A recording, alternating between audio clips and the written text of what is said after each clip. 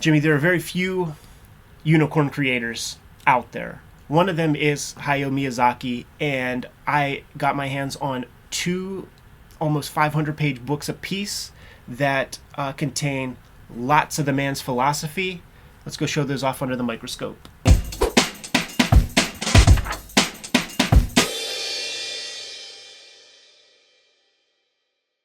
Welcome to your favorite YouTube channel, Cartoonist Kayfabe. My name is Ed Piscor. I'm Jim Rugg. Going to take a look at two very important books highlighting the philosophy of Hayao Miyazaki.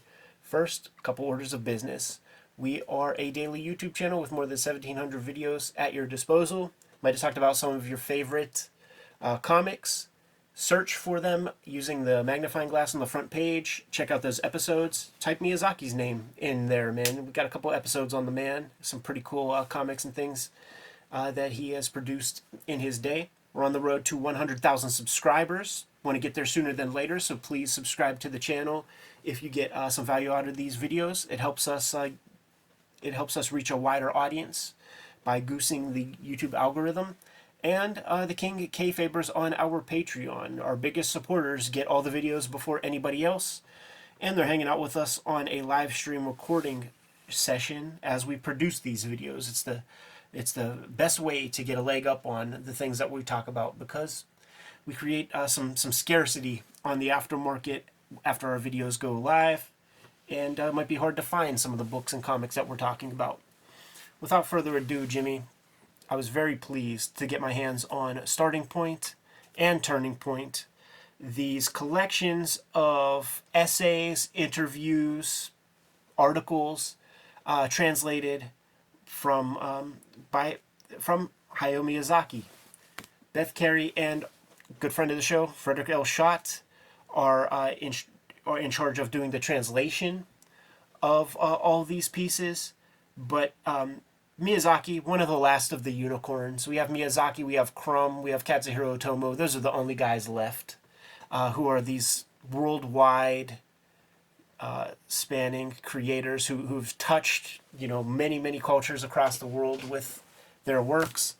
Wouldn't you want 1,000 pages of philosophy from each of these people? That's what we got with these books. I first noticed these sitting on the bookshelves of YouTubers who were digging deep into anime and different manga series, and I was Googling like what are those books, because I saw the Miyazaki real big, and I saw the Starting Point, Ending Point. I think it was originally in Japanese, these books. I think that's the stuff that they had, but Viz put these out, and they are a fucking pleasure to go through. Go here. I was looking at some of the content as we were flipping through it, and I think it's really noteworthy, like the way it's organized. Yes. A story in color, like it's just my favorite things. It makes me want to read them. Right. I don't have these books. This is kind of new to me. Yeah. But going through them and just kind of flipping through, I like this arrangement a lot. The idea that it's a collection of essays, interviews, things of that sort. I like books like that because it means you can read a little bit of it. You can read 5 pages, an essay, an interview, and then come back to it. Exactly. And that's very inviting to me as somebody who's kind of scattered in what I'm consuming. But I like that organization thematically. And that's the thing, man. Like, go where you want. I think this is a good companion piece to those conversations books that we were highlighting in the past, where you had, our Crumb conversations, Karl Barks conversations, where you have these career-spanning sets of interviews and things. So starts off in 79, like pretty early in his career. But to sell you on how old Tezuka is, when Miyazaki was a boy, he was reading Tezuka. So that's how old Osamu Tezuka is. And there's even parts in here. There's like the a eulogy of sorts to Tezuka, and it's unlike any other eulogy that you might ever read. In fact, I wonder if Fred Schott was the guy that translated that, who had such a deep close relationship to Tezuka, because Miyazaki's basically saying, like, yeah, God this, God that. You guys, all the other eulogies in this magazine are probably, saying the same thing. He was my rival. Like, first off, I loved his work when I was a kid, and I could not shake the influence. All the first manga that I created It's all Tezuka based, and I burnt it. He said he literally like put it on fire and started from the ground floor. So I hated him for that. And then when I get into business, he's my rival. Like he says nothing disparaging, but if you see those documentaries on Ghibli and Miyazaki, he's not. He's a tortured soul, man. He's a depressed guy, and you do get that in here, which would also speak to maybe you don't read the book linearly and spend like weeks with it. Maybe you read a little bit here and there because Debbie Downer to say the least, but a little bit of self-flagellation, a little bit of torture is a common thread amongst many of the greats. At Biscore here, going to have a solo art show with all the best Hip Hop Family Tree artwork at the 707 Gallery in downtown Pittsburgh from April 6th through the end of August. If you're going to be in town, make sure you swing through downtown Pittsburgh, check out that art show. I also have the Switchblade Shorties daily comic strip that I'm presenting to you on all of my social media platforms, and there's a dedicated webtoon where you can get the latest Switchblade Shorties comics. Hip Hop Family Tree Omnibus, 40% off on Amazon right now. X-Men Grand Design Trilogy trade paperback. 3 flavors of Red Room. Crypto Killers trade paperback. Trigger Warnings, and The Antisocial Network. Jimmy has Street Angel, Princess of Poverty. Street Angel, Deadliest Girl Alive. He's self-publishing some stuff. True Crime Funnies, Black and White Zine, and the 1986 Zine are available at his website, jimrugg.com. The Jim Rugg Hulk Grand Design is out of print in its Treasury Edition format, but it's coming to you soon in trade paperback. Now that we're done paying the bills, let's get back to the video. You can find these, for sure. In fact, I saw it at Barnes & Noble. That's where I was like, oh, these are in English? Cool. Yeah, this is sweet. I love this like assembly from different places where these things had appeared. Right. Whenever we did Ralph as an episode with Uncle Jeff Darrow, people said something about Miyazaki wanted to get the license to Ralph, and I found a lot of artwork. You could find the Miyazaki version of like what Ralph and all that stuff would look like through in it. You know, it's Ghibli'd up. It's pretty astounding stuff. But this is a piece from 1980, and it's a translated. It's his proposal to Richard Corbin, and maybe to investors, for how he saw the film working out. He explicitly states this is not for kids. Like, I'm not trying to do a piece of animation for children. So it makes you wonder if like Heavy Metal was out by that point. 80. I don't know if Heavy Metal, that might come a little bit later. What year is that? 1980. Yeah, I think it's 70s. Heavy Metal comes out in like 77. The magazine does, but Yeah. I'm talking about the animated. Yeah. It's just like, well, like, what is the precedent-setting thing that has adult animation in his mind at the time? Because the Bakshi works are out there, but the Bakshi stuff is all fringe. Like, none of that. Like Fritz was huge, but after that, like, those pieces weren't doing that much. Once again, man, Unicorn creator, and what's cool is this part at the end where he's kind of meditating on all of his various flicks. I think that this is a great companion piece to those storyboard books that I have my hands on that you could find at your Kinokuniya's. That we need to get a proper, like, they need to do some licensing here to put out those books. It's always great seeing any kind of storyteller ruminating on his craft. Yes. Which feels like what a lot of this is. Yeah. That's pretty, what is that? I remember seeing this. Jeff Darrow sent me these images, I believe. They were published in some magazine, I think. And I don't know exactly, like, he would do this thing where Nausicaa was that way, where he couldn't get the funding for the thing, so he made the manga, and Nausicaa manga was serialized in like some sort of otaku magazine or something. It wasn't like in a Shonen Jump that was all comics. It was like the comic in a magazine about anime or something like that. Something close to like a variety magazine or the trade papers that the Hollywood execs would be fucking with, you know? So he would find these ways to put his ideas in front of the faces of people who could front the dough. Yeah, it's great to get that in here. Yeah. Wow. There are some monographs out there I got my eyes on where it's a lot of his drawing. To me, the gold standard stuff really is the storyboard books, because that it's the way he writes, and from what he says, not sure if it's kayfabe or not. Like it sort of starts and ends there. Go back to the table of contents in this one, because I think these are different too. These are, so they're focused on various specific films of his. And I think that's kind of neat that these two books are built differently in that way. Right. Yeah. You know what? Because it's like he's already a cultural force now. It would be like 96, 97 when I work at the video store, and there's the Kiki poster is on the wall, and we recently did a Wizard magazine where Ghibli made a distribution deal with Disney to release these movies here in the States. Kiki was here. I think Totoro got some distribution, and of course there was like Valley of the Wind or something. It was like the chopped up Nausicaa that fucking sucks. They destroyed it. They didn't call it Nausicaa. So we had like very little stuff, and it would be around this time when Neil Gaiman would be commissioned to spruce up the dialogue, like spruce up the screenplay or whatever, the translation of Princess Mononoke.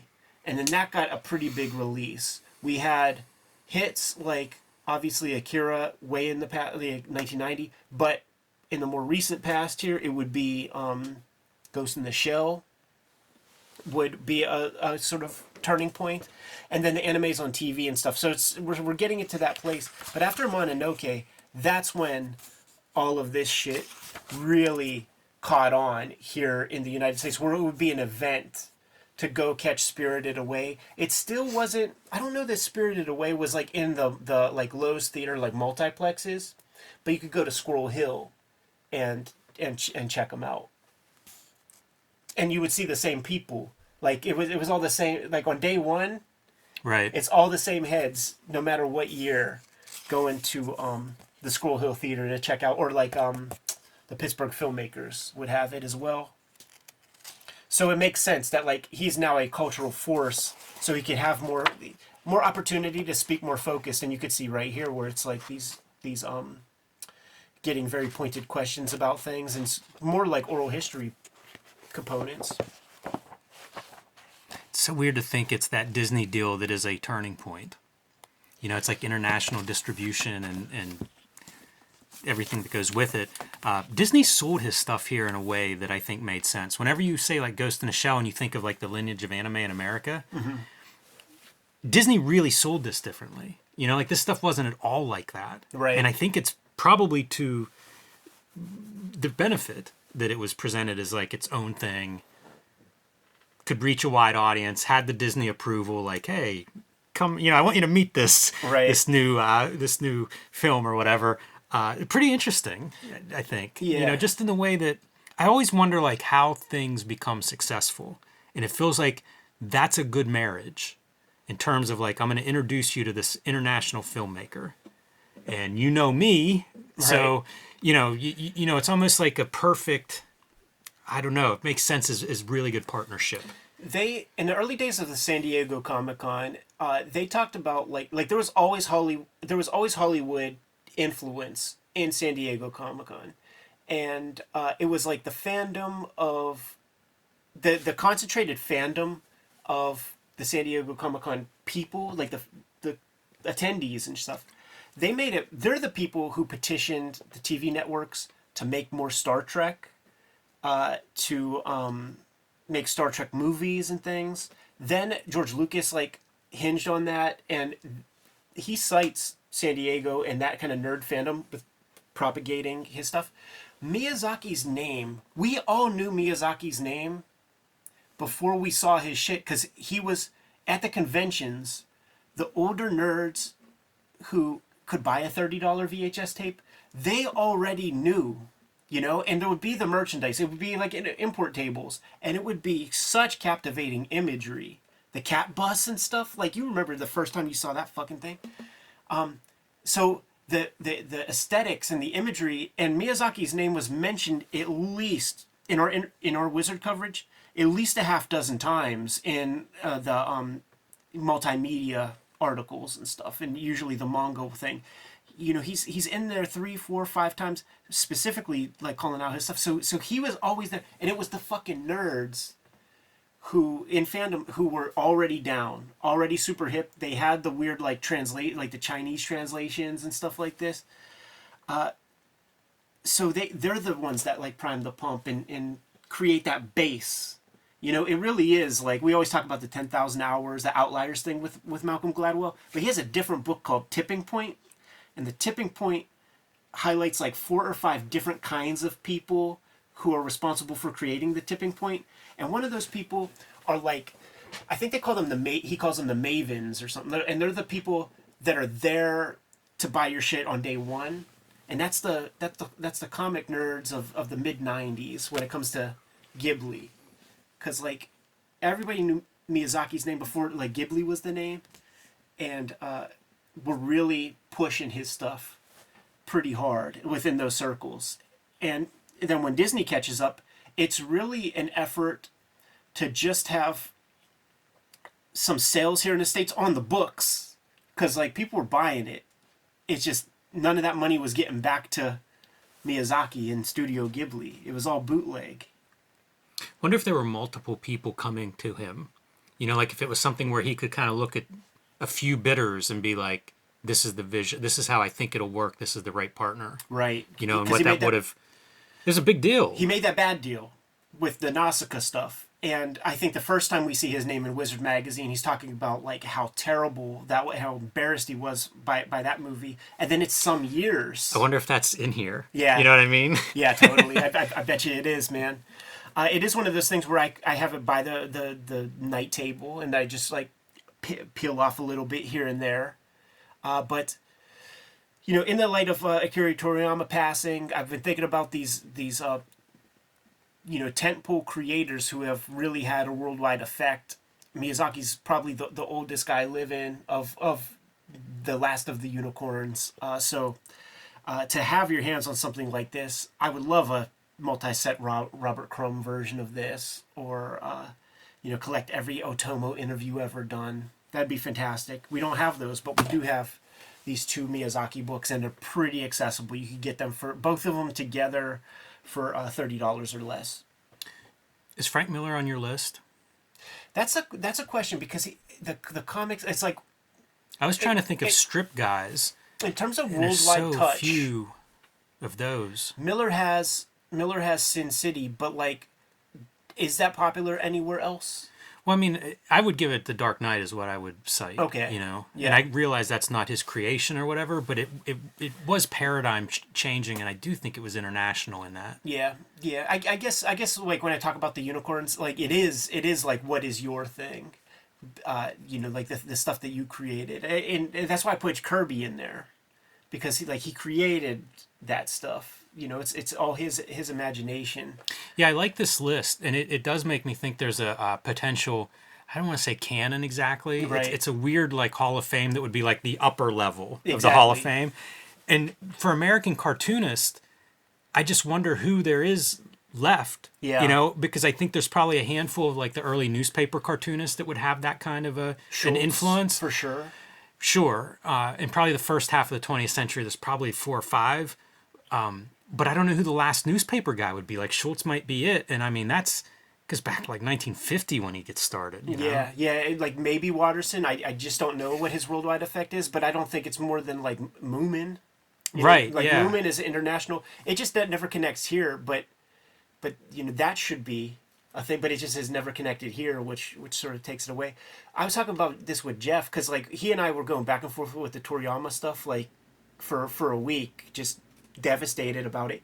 He mentioned Walt Simonson, and I think that's personal to him. Yeah. Because Walt Simonson, while you know, has always done fantastic comics, he doesn't have the international piece that is required with this idea of like unicorns in my mind. And also there is like a little bit of connection between the what I think of as the unicorns in a way. So like Nausicaa is like Mobius. That's Miyazaki doing Mobius, and there are those Otomo books that have the Fritz the Cat piece in there. I think that Crumb has nothing to do with any of them, but you know, Richard